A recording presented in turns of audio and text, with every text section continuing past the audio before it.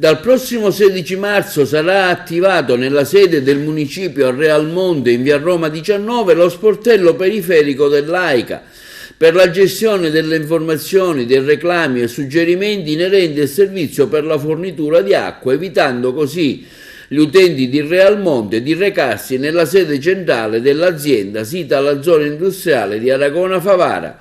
Lo sportello sarà aperto all'utenza ogni mercoledì dalle ore 9 alle ore 13 e il pomeriggio dalle ore 14 alle ore 16:45. Siamo molto soddisfatti perché anche a Realmonte partirà lo sportello AICA, un'ottima occasione per la cittadinanza, per confrontarsi, per chiedere, eccetera. Per fare questa attività il Comune chiaramente ha interloquito con AICA. Io ringrazio in primis il nostro consigliere Domenico Coco che con me si è attivato e ha concretizzato lo sportello, e poi ringrazio AICA nella persona del dottore Mangione, della dottoressa Vindi e l'ingegnere Bellanca, che avranno un rapporto diretto con la cittadinanza di Realmonte, ciascuno per la propria competenza.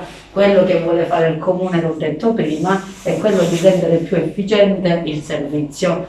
AICA e Realmonte in questo modo potranno agevolare la cittadinanza, potranno rendere più snelle tutte le pratiche che riguardano l'utenza idrica.